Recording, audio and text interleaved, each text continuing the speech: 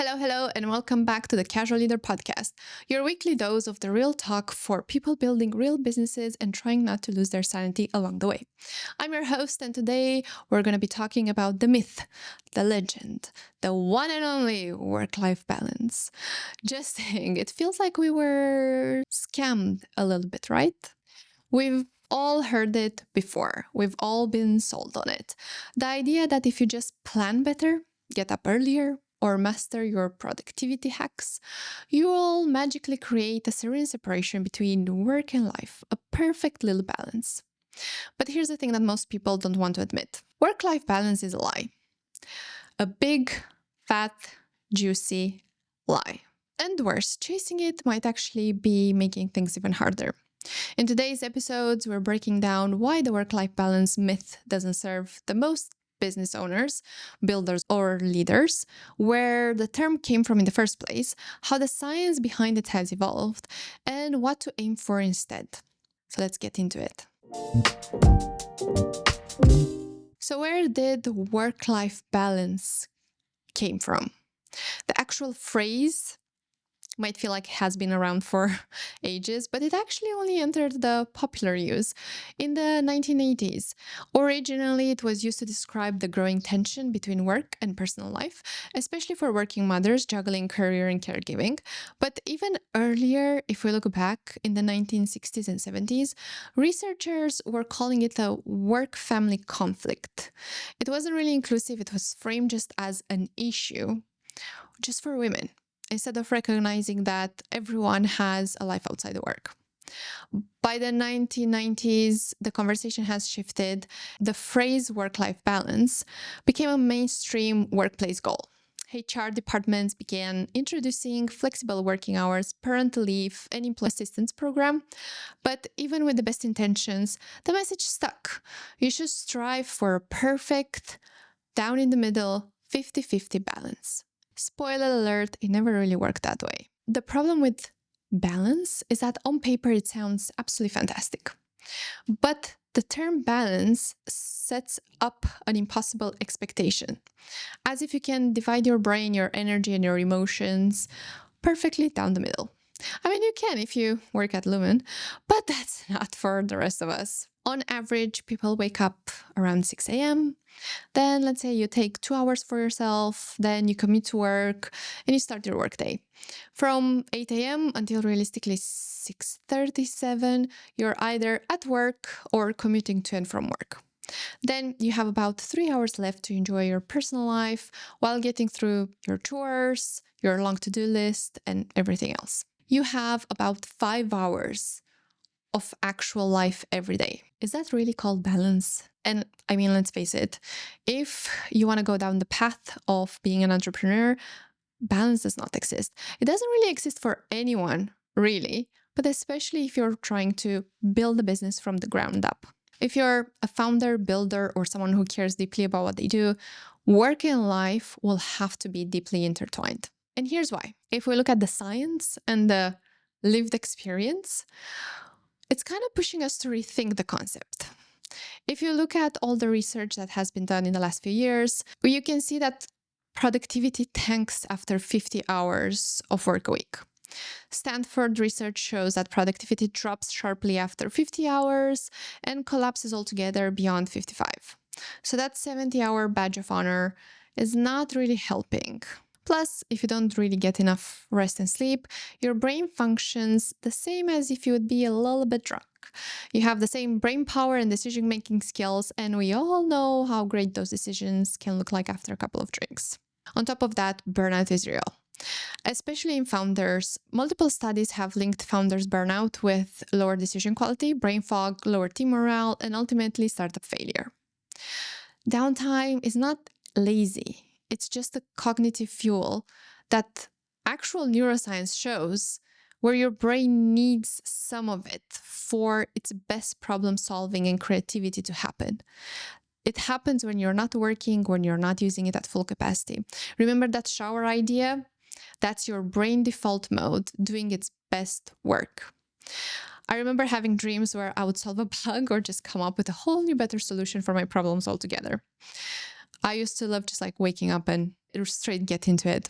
And then there's the guilt, the internal conflict of never feeling fully on at work or fully off at home.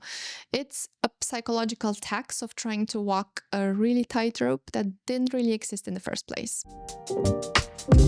So instead of chasing a 50-50 fantasy that never really worked, what if we aimed for something else that's a little bit more real? Something like integration, harmony, seasons, alignment. Personally, I'm all about integration, but that needs to come hand in hand with being a little bit more mindful and a little bit less of a multitasker. Jeff Bezos actually calls it work-life harmony because balance implies trade-offs, while harmony means that work and life can support each other. Here's how, from my point of view, integration actually works. Your work and life flow in and out of each other, not rigid, but intentional. You design your workday around your energy and not necessarily your clock. You lead your schedule, not the other way around. And you stop measuring success by how many hours you actually worked or unplugged.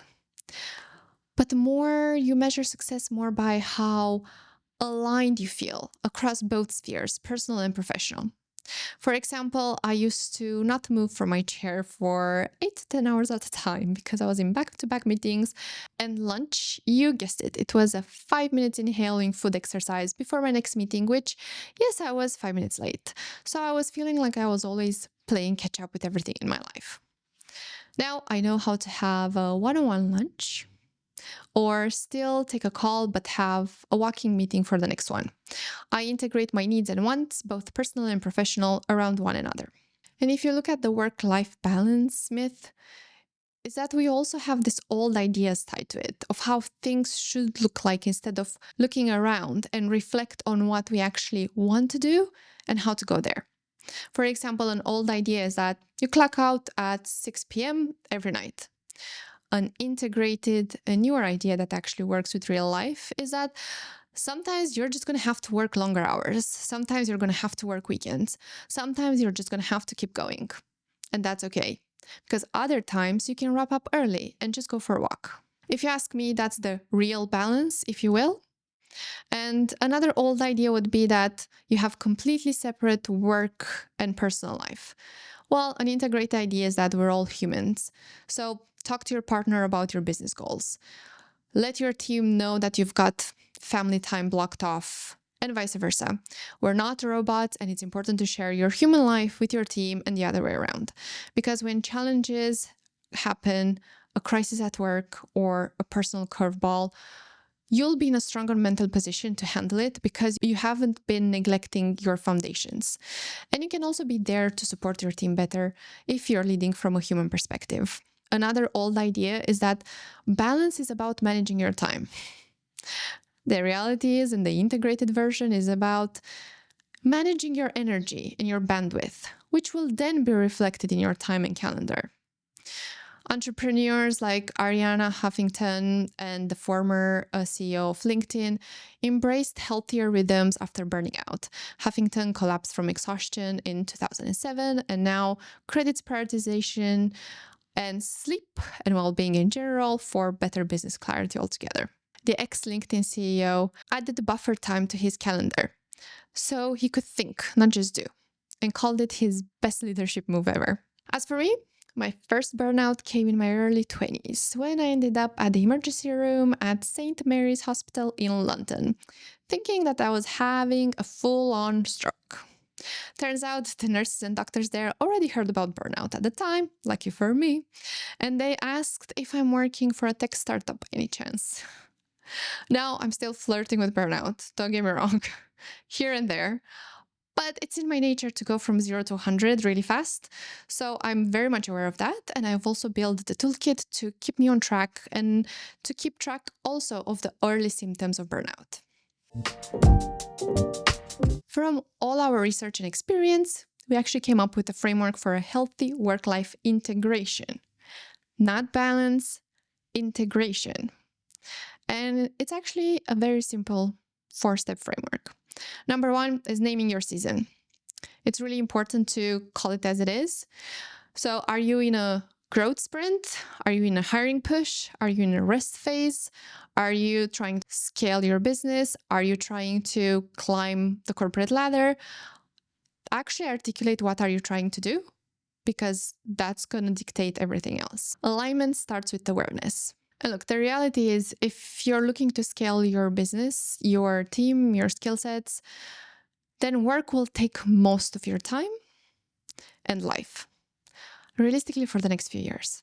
And that's okay. As long as you're aware of it and you choose it, that's completely okay. Number 2, define what success looks like for you. What does a successful week actually look like and why? And not the successful week on Instagram. No. Or what success looks like for someone else. The real one for you, what works for you. 3, protect what matters.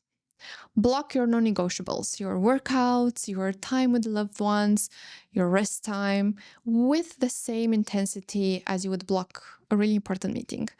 In my calendar, I'll always have 3 to 5 minutes of daily breath work to keep my mind and sanity in check, and my workouts just to keep my body healthy and going.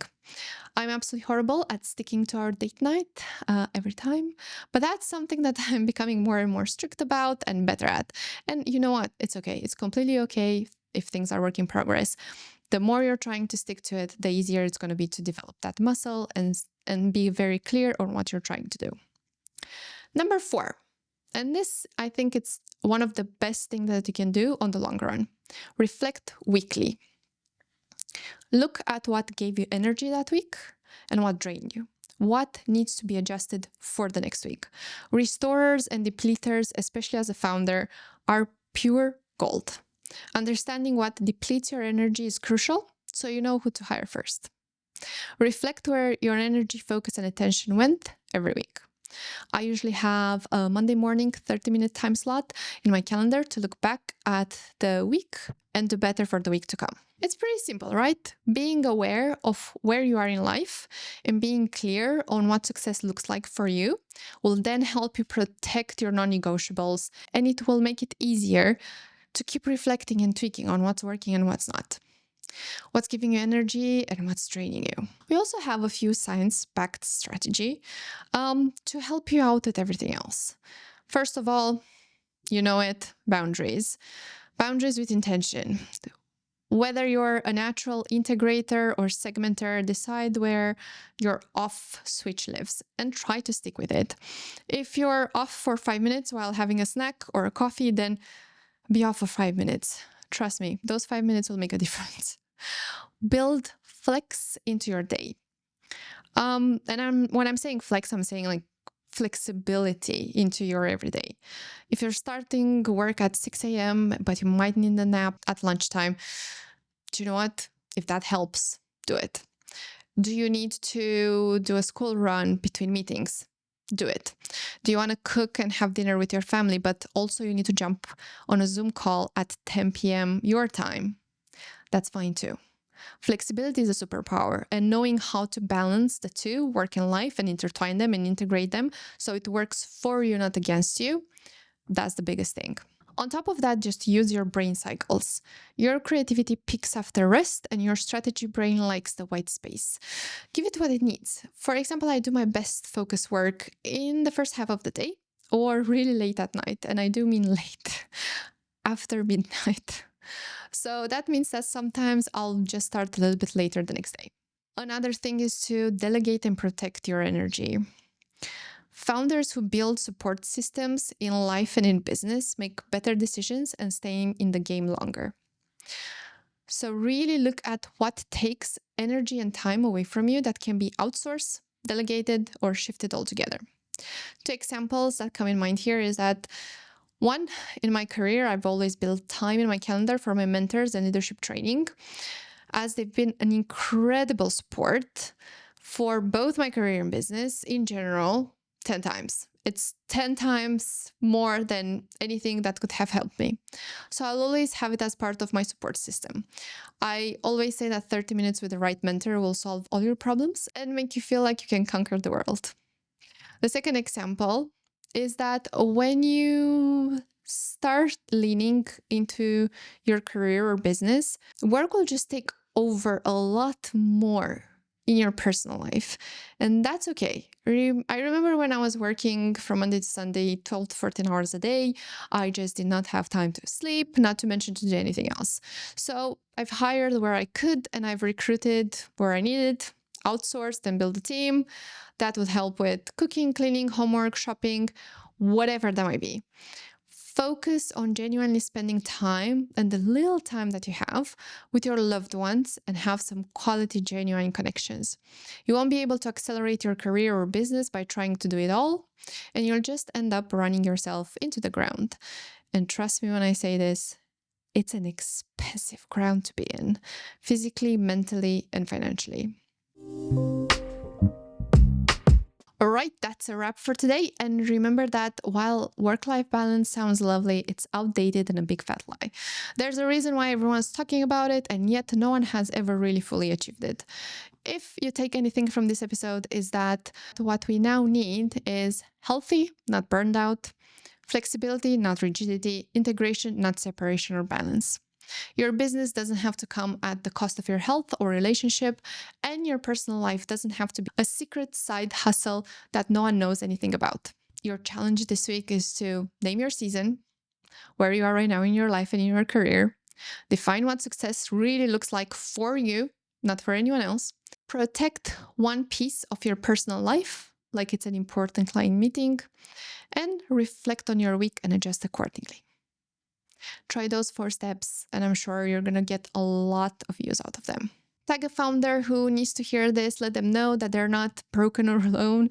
They're just operating in a world that still sells them an old story. You don't need to hustle harder. You just need a rhythm that works for you. And look, you're not going to get it right all the time, but it will save you some expensive mistakes and medical bills along the way. Well, if you loved or hated this episode, let us know in the comments below. We're here for both. Happy to get the conversation started. And if you're in the middle of building your business, but you're still not sure how to integrate your work and your personal life, we have loads of tools and frameworks to help you with it, plus a great calendar and time management template that was tested time and time again. Just email us at contact@thecasualleader.com with the subject work-life integration, and we're going to be happy to help. Don't forget to like, subscribe, follow, and hit that notification bell so you never miss out on any of the upcoming episodes. We have tons of interesting subjects coming up.